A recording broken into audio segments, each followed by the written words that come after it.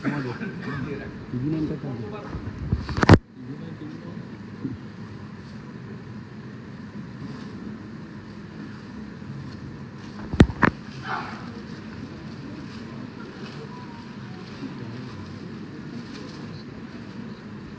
প্রিয় বিধায়ক উনি আমাদের নন্দীগ্রামে 4 বছরের যে উন্নয়নের খতিয়ান উনি খতিয়ান এখনই উদ্বোধন করলেন।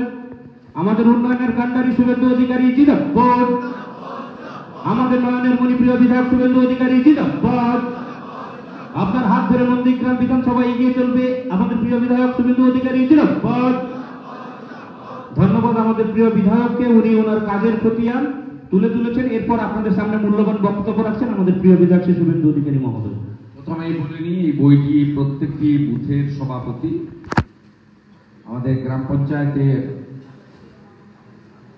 পঞ্চায়েত সমিতি, জেলা পরিষদের 2023-এর নির্বাচনে আমাদের যারা জয়ী হয়েছেন বা লড়েছেন তারা, এবং পার্টির মেম্বারশিপ ড্রাইভে যারা অ্যাক্টিভ মেম্বার হয়েছেন এই বিধানসভায়, প্রত্যেকে একটি করে সংগ্রহ করে নিয়ে যাবেন।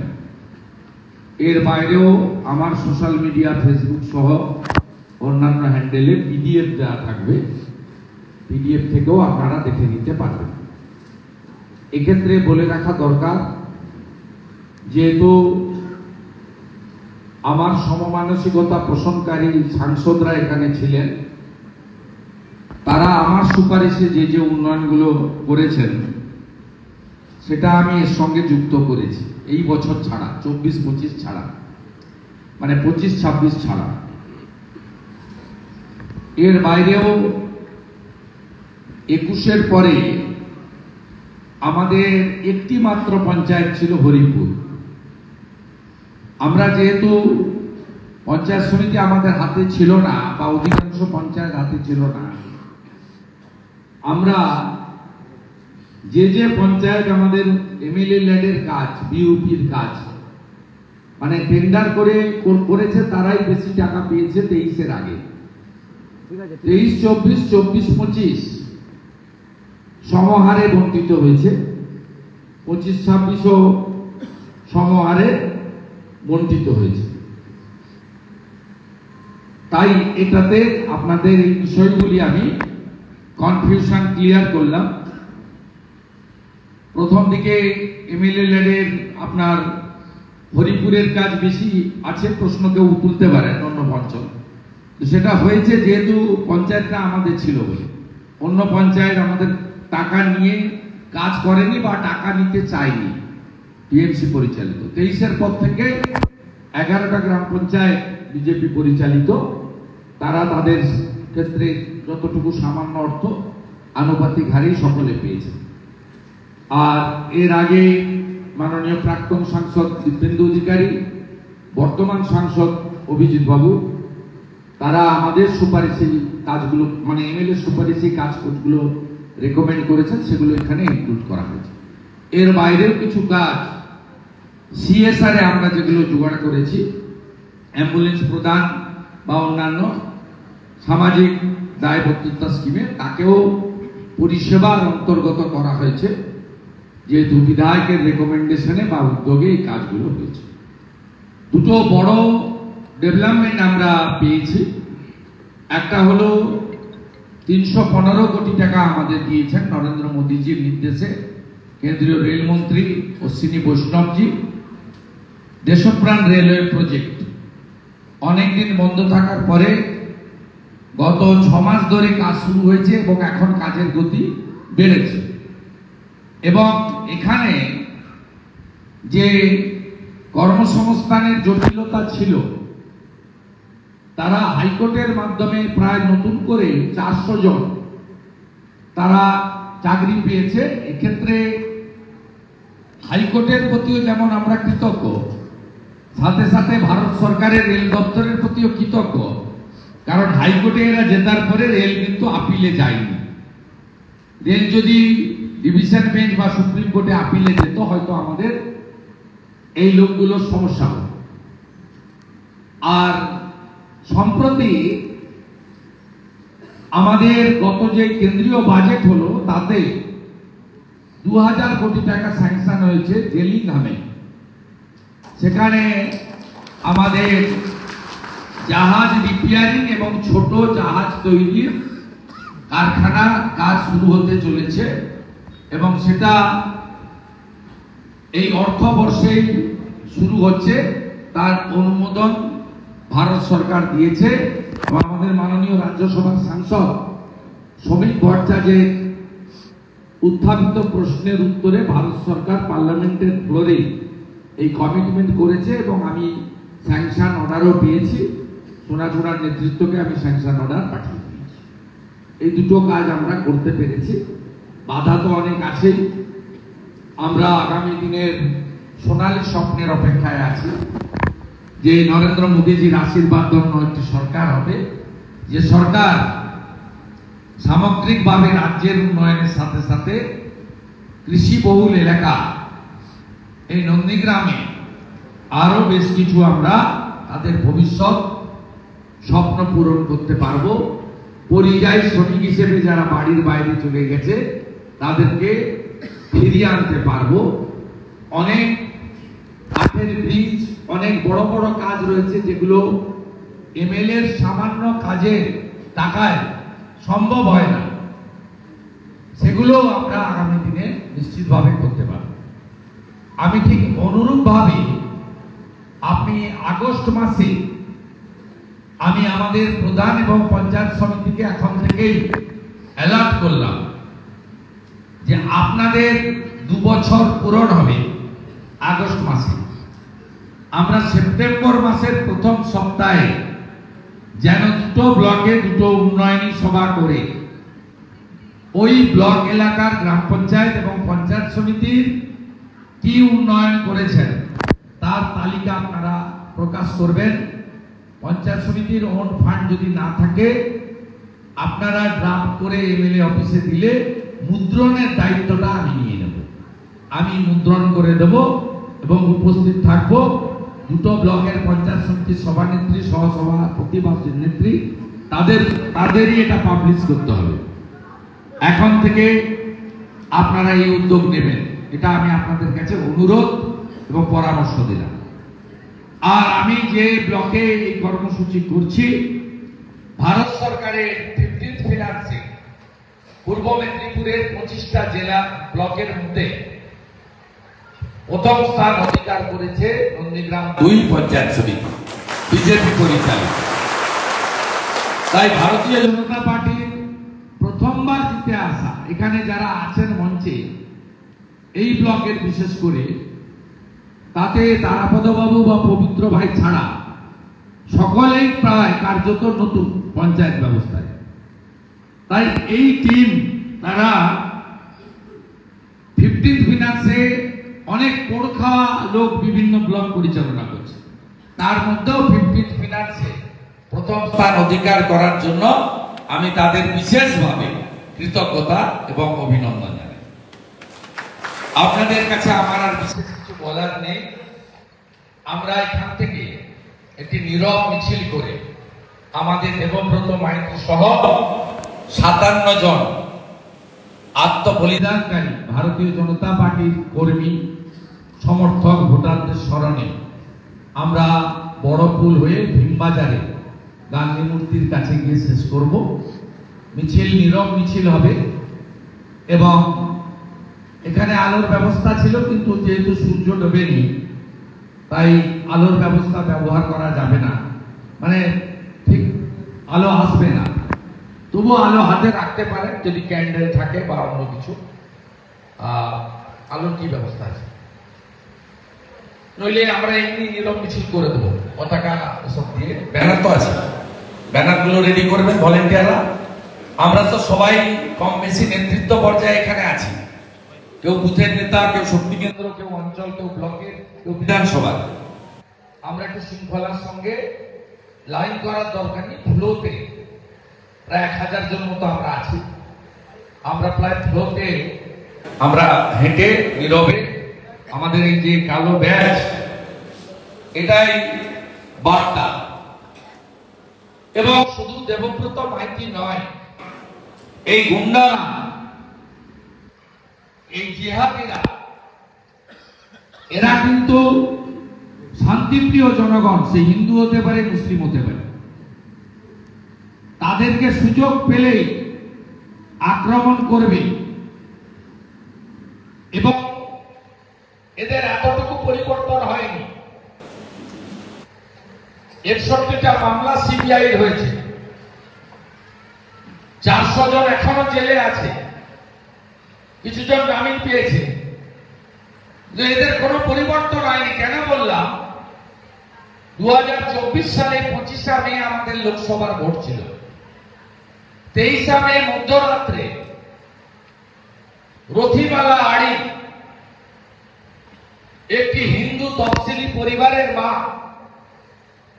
সোনাচুটা অঞ্চলের মনসা বাজারে মাথা থেতলে একইভাবে দেবব্রত মাইতিকে যেমন খুন করেছে, লোকসভা ভোটেও একটা খুন হয়েছে। অনেক কিছু পাওয়ার আনন্দ থাকবে, অনেক কিছু না পাওয়ার বেদনা অভিমান থাকবে, অনেক স্বপ্ন না পূরণ হওয়ার অবক্ত যন্ত্রণা থাকবে, কিন্তু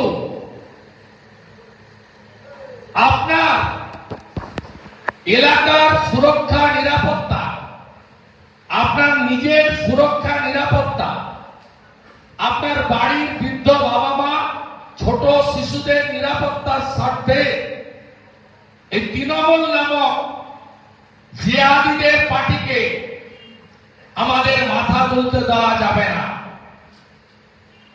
গোখরো সাপকে কেউ বিছানায় নিয়ে ঘুমায়? মমতা বন্দ্যোপাধ্যায় এবং তার দল বিষাক্ত গোখরো সাপের থেকেও ভয়ঙ্কর। এদের যত জেল খাটান, এখানে 11টা গুন্ডাকে 1.5 বছর সিবিআই জেল খাটিয়েছে, আরো 1.5 বছর বাড়ির বাইরে ছিল। এখন বাড়িতে ঢুকেছে। দেবব্রত মাইতির পরিবার সুপ্রিম কোর্টে গেছে, আমরা ছাড়বো না, 14 বছর জেলে ঢোকাবো, রাখবো, এদের ছাড়ার কোনো সিন নেই। আপনি একটা কয়লার টুকরোকে, অনেকের বাড়িতে গাই আছে, গরু আছে, জল মিশাবেন না দুধে, খাঁটি দুধ কড়াতে দেবেন, কাঠের জ্বালন দেবেন, কয়লাটা ফেলে রাখবেন, সারা রাত্রি জ্বালন দেবেন, ভোরে উঠে দেখবেন কয়লা কালোই আছে, কয়লার রং পরিবর্তন হয় না। 100 জন ধরে কুকুরের ল্যাজকে ধরে টেনে রাখুন, ছেড়ে দিলে কুকুরের ল্যাজ আবার আগের অবস্থায় চলে যাবে। তৃণমূল হচ্ছে তাই। হিন্দু দেখলেই খুন করবে, হিন্দু দেখলেই জ্বালাবে। একই মডেল মুর্শিদাবাদের ধুলিয়ান, আমি গেছি ওই বাড়িতে। আপনাদের গর্ব হওয়া উচিত, বাংলার মুখ্যমন্ত্রী সরকারি টাকা, ছাত্রী, হেলিকপ্টার, চার্টার ফ্লাইট, কত ক্ষমতা, DM, BDO, SDO, SP, DG, IG, বেরোলেই 300 গাড়ির কনভয়। উনি বলেছিলেন আমি ক্ষতিপূরণ দিচ্ছি, 3 বার পাঠিয়েছে, নেয়নি। বলছে আপনার টাকা নেব না, আপনি খুন করিয়েছেন। আমি যখন ওনার বাড়িতে হাইকোর্ট করে গেলাম, সে জাফরাবাদে হরগোবিন্দ দাস, চন্দন দাসের পরিবার আমার কাছ থেকে অর্থ গ্রহণ করলেন, চেক গ্রহণ করলেন। বলে আপনি আমাদের জন্য লড়ছেন, আপনি ছুটির দিনে হাইকোর্ট খুলিয়ে আপনার লয়ার লড়াই করে হাইকোর্টের প্রধানতায় কেন্দ্রীয় বাহিনী এসেছে, আমরা বেঁচে আছি, তাই আপনার অর্থ নেব। এই জালি হিন্দু, খুনিদের আশ্রয়দাতা, সিদ্দিকুল্লাহ চৌধুরী ফিরাদ হাকিমের নেতা, মমতা ব্যানার্জির টাকা তারা ঘৃণার সঙ্গে প্রত্যাখ্যান করেছে। অভাব আছে, গরিব মানুষ, সাচ্চা হিন্দুত্বের পরিচয় দিয়েছে। মোহাম্মদ সেলিম ছুটে গেছিলেন, জুতো পরে শ্রদ্ধা জানাতে। বলেছিলেন সিপিএম এর বাড়ি দাঙ্গা ঠেকাতে গিয়ে মারা গেছে। ওই বাড়ি বলেছে না, আমরা দাঙ্গা ঠেকাতে যাইনি, আমরা বাড়ির ভিতরে ছিলাম। তার বাড়ির লোক বলছে গলায় তুলসী ছিল আমার বাবার, আমার স্বামী। তুলসী দেখে, হিন্দু দেখে টেনে বের করে জবাই করার তরোয়াল দিয়ে কেটে কেটে খুন করেছে। আমি হিন্দু, তাই আমাকে খুন করেছে। সেলিমের মুখে ধামাকা দিয়েছে বাম সমর্থক পরিবার। একইভাবে কাশ্মীরে পুলওয়ামাতে আমি 33 বছর ধরে রাজনীতি করছি। 88 সালে কলেজের সিয়ার, ক্লাস 12 কমার্স থেকে জিতে গেম সেক্রেটারি, পিকে কলেজ কন্টাই, 95 কাউন্সিলর, 6 এমএলএ। আমি এই 30 বছরে আমি কখনো দেখিনি ধর্ম দেখে খুন হয়। 84 সালে দেখেছিলাম শিখ দেখে দেখে খুন করেছিল দিল্লিতে। আর এই প্রথম দেখলাম প্যান্ট খুলে গোপনাঙ্গ দেখে হিন্দু সুনিশ্চিত করে তার স্ত্রী বাচ্চার সামনে তার স্বামীকে খুন করেছে। নন্দীগ্রামে হিন্দুরা জেগে ছিল বলে আজকের দিনে মমতা কম্পার্টমেন্টাল হেরেছে। আজকে আরো ঐক্যবদ্ধ হয়েছেন বলে অভিজিৎ গাঙ্গুলি 80,000-এ জিতেছে, তার মধ্যে 8,200 লিড আপনারা দিয়েছেন। খুব বলতো আলো বন্ধ করে জিতে গেছে। 11টা অঞ্চল, 2টো পঞ্চায়েত সমিতি, আর অভিজিৎ গাঙ্গুলির 8,200 ভোটে জিতানোর পরে মুখ এখন সেলাই। বলছে 26-এ ওকে আমাকে সরিয়ে দিবে। ভাই, আমি কি সরিয়ে দিবে আমাকে? আমাকে রাজনীতি কি পেশা নাকি? রাজনীতি আমার নেশা, ধর্ম আমার হিন্দুত্ব। তোমাদের দাঁড়িয়ে ছাড়বো। বাংলার হিন্দুরা এক হবে। কোন নেতাকে দেখবেন না, কোন নেতার কথা শুনবেন না। লক্ষ্য একটাই, মোদীজির আশীর্বাদ যোগীরাজ বাংলায়। যোগী আদিত্যনাথজি যেমন লঙ্কার গুড়ার ধোঁয়া নাকে ঢুকিয়ে দিয়েছে, বাংলাতে চাই যোগী আদিত্যনাথজির মতো একটি সরকার, যে সরকার সুশাসন দেবে। আর এই মা বোন, আমার কত মা বোন দিদি আছে অভয়ার জন্য চোখের জল ফেটেছে, নারী সুরক্ষা দেবে। আমার বাড়ির ছোট শিশু কন্যা সুরক্ষিত থাকবে। একদম কোনো দিকে তাকাবেন না। অত social media portal, news channel দেখার দরকার নেই, অত সাংবাদিক সম্মেলন করার দরকার নেই, একে অপরে লেখার দরকার নেই। সকালে উঠুন, তুলসীকে স্মরণ করুন, নিয়ম নিষ্ঠা মেনে চলুন। এ লড়াই বাঁচার লড়াই নয়, হিন্দুদের অস্তিত্ব রক্ষার লড়াই। আমি চাই প্রত্যেকটা গ্রামে হিন্দুরা ঐক্যবদ্ধ হয়ে আগামী নির্বাচনে এই তৃণমূল নামক মুসলিম লীগ 2 পার্টিকে একদম শিকড় থেকে, গেড়ু থেকে তুলে উপড়ে ফেলে দেবে, একদম পরিষ্কার করে দেবে বাংলায়। এবং আমরা কথা দিতে পারি, কোন ভারতীয়, হিন্দু, মুসলমান, শিখ, খ্রিস্টান, জৈন, কারোর এতটুকু ক্ষতি হবে না। বন্দে মাতরম গাইবেন, জাতীয় সঙ্গীত গাইবেন, ভারত মাতার পুজো করবেন, জাতীয় পতাকা তুলবেন। আপনি ভারতীয় প্রমাণ করবেন। লড়াই হবে রোহিঙ্গাদের বিরুদ্ধে, ভারতীয়দের বিরুদ্ধে নয়। সবাই ঐক্যবদ্ধ থাকবেন। আমি আপনাদের সাথে আছি। এখানে আমাদের নন্দী মহারাজ গোকুলনগর থেকে তো দুটো তুলে নিয়ে কেটে ফেলেছে। লজ্জা আমাদের একইভাবে রেয়াপাড়াতে তুলতে এসেছিল। আমাদের এক ড্রাইভার ভাই পুলিশের গাড়ি বাধা দিয়েছিল, সহজে তার মর্মান্তিক মৃত্যু হয়েছে। আমাদের পুরো পার্টি পঞ্চায়েত তার পাশে আছে। আমি দু একদিনের মধ্যে তার বাড়িতে আসব, আমাদের পক্ষেও কিছু ক্ষতিপূরণ আমরা দেখব। আর আমি অঞ্জন ভারতীকে দায়িত্ব দিয়েছি তার ক্লেম এবং ক্ষতিপূরণ যাতে পুরো পরিবারটা পায়, তার জন্য যে আইনি সহযোগিতা করা দরকার সেটা যেন তিনি করেন। আমি সকলকে অভিনন্দন জানিয়ে আমি প্রত্যেককে আমার নেতৃত্ব যারা আছেন আলাদা করে নাম না বলে সকলে, কারণ আপনারাও নেতা, এখানে আসন কম বলে নিচে বসেছেন। বুথের সভাপতি, অ্যাক্টিভ মেম্বার, পঞ্চায়েত, এরাই বুথ সামলা। অনেক সমালোচনার সামনে পড়তে হয়। 4 বছরে কতজন জেল খেটেছে জানেন?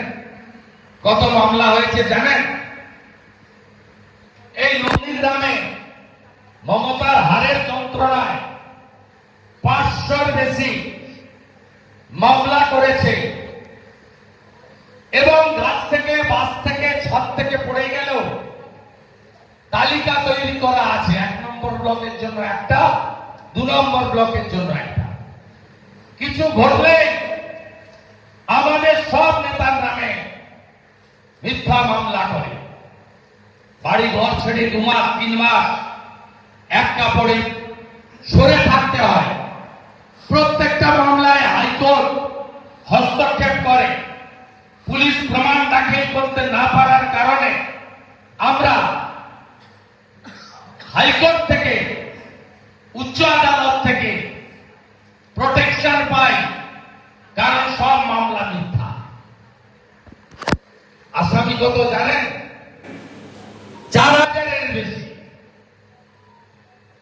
শুধু বিজেপির হিন্দু নেতাদের নয়, আব্বাসদের মতো যে 2-4 জন মাইনরিটি ছেলে বিজেপি করে তাদেরকেও জড়ায়। সেই কারণে এই পুলিশের প্রতি মানুষের ঘৃণা। এদের নতুন নাম দিয়েছে বাংলার জনগণ, মমতা পুলিশ। তাই সবকিছুর হিসাব সুদে আসলে যদি তুলতে হয়, 26 সালে পূর্ব মেদিনীপুরের ঘাঁটি ধরে রেখে এই রাজ্য থেকে বিজেপিকে জিতাতে হবে। আমি এখন থেকে বলেছি, প্রয়োজন নেই পিছনের দরজা দিয়ে রাষ্ট্রপতি শাসন করে রাজ্যপালকে সামনে রেখে ক্ষমতা দখল। ভোটে জিতেই বিজেপি ক্ষমতা দখল করবে। কিন্তু ইলেকশন কমিশন, আপনি যদি ভোটের সময় রাষ্ট্রপতি শাসন করে ভোট না করেন, যেখানে 50 ভাগের কম হিন্দু আছে, ভোট দিতে দেবে? নয়নানে দেয়, সৈফুল্লাহ চকে দেয়। আমি নিজের চোখে দেখেছি, এই মনু চকে একটা গুন্ডা আছে। আমি ঢুকছি তার আগে সিপিআইএম এর প্রার্থী মীনাক্ষী বোন ঢুকেছিলেন। তিনি গিয়ে দেখেন দরজা জানলা খোলা। তিনি জানলা লাগিয়ে বেরিয়ে এসছেন, তিনি বেরিয়ে যাচ্ছেন, আমি ঢুকছি, আমি গিয়ে দেখি জানলা খোলা। 135 জন হিন্দুকে ভোট দিতে দেয়নি। 2টোর সময় প্যারামিলিটারি গিয়ে ভোট দিতে হয়েছে। এই ভেকুটিয়া বেশি দূর না বন্ধু। সাতাঙ্গা বাড়িতে কি করে? গড়চক্রবাড়িয়াতে একটা বুথে 75টা হিন্দু ভোট আছে। 21 25-এও দেয়নি, 24-এও ভোট দিতে দেয়নি। চোখের সামনে আমি তো মিনাকা, হাড়োয়া, বাদুড়িয়া, ক্যানিং, ভাঙড়, ধুলিয়ান, শামশেরগঞ্জ, জলঙ্গি, ডোমকল, কালিয়াচক, দিনহাটা, গোসাবা, বাসন্তী, গড়বেতা, কেশপুর, তো অনেক দূরে। এখান থেকে 10 কিলোমিটার দূরে মনুচক, এখান থেকে 20 কিলোমিটার দূরে গড়চক্রবেড়িয়া, এখান থেকে 12 কিলোমিটার দূরে সাতাঙ্গাবাড়ি। কি ভুল বলছি? তাই পশ্চিম বাংলায় হিন্দুদের যদি ভোটদান সুনিশ্চিত করতে হয়, ইলেকশন কমিশন অফ ইন্ডিয়া রাষ্ট্রপতির শাসনে ভোট চায়। আর করোনার সময় বাড়ি বাড়ি গিয়ে যদি ভোট দিতে পারেন, হিন্দু পল্লীতে আলাদা বুথ দিতে হবে। মুসলমান পাড়ার উপর দিয়ে হেঁটে যদি বুথে যেতে হয়, রাস্তায় আটকায়, আবার আটকাবে, রাস্তায় আটকায়, আবার আটকাবে। ঢেকুরিয়ায় হয় কি হয় না বলুন, বলুন। 4 কিলোমিটার দূরে তো ভেটুরিয়ায় তো 2টো বুথ, একটা হিন্দু প্রধান, কোহিনুর, ওকে বলে লাভ নেই, থাকবে নাকি বুথটা নাম কোহিনুর। তা আপনাদের বলি, আপনাদের এমএলএ কি মিথ্যে কথা বলছে? বাস্তব কথা বলছি না? তাহলে হিন্দু পল্লীতে আলাদা ভোট দিতে হবে, মুসলিম পাড়ার উপর দিয়ে যাব না ভোট দিতে। ঠিক না বেটে? লড়াই হবে, কারোর কথা শুনবেন না। কাজ নেই তো খইবাজ। যারা কাজ করে না তারা বেশি ভাষণ দেয়, আর যারা গ্রাউন্ডে কাজ করে তারা একটু কম কথা বলে কাজটা বেশি করে। আমার প্রিয় কর্মী সমর্থকরা, কাজ করে যান। এই লড়াই, বাঁচার লড়াই। বাংলাদেশে হিন্দু শূন্য হয়ে গেছে। আমরা ঘরে ঘরে হরগোবিন্দ দাস, চন্দন দাস চাই না। আমরা চাই না বস্ত্র খুলে, গোপনাঙ্গ দেখে কলমা পড়তে না পড়ার জন্য আমার ভাই বন্ধু খুন হোক, আমরা চাই না। তাই এই শহীদদের সামনে রেখে শপথ হোক, বদলও হবে, বদলাও হবে, সুদে আসলে হিসাবও নেব। তাই বিজেপিকে সরকারে আনতে হবে। জয় শ্রীরাম। জোর সে বলো।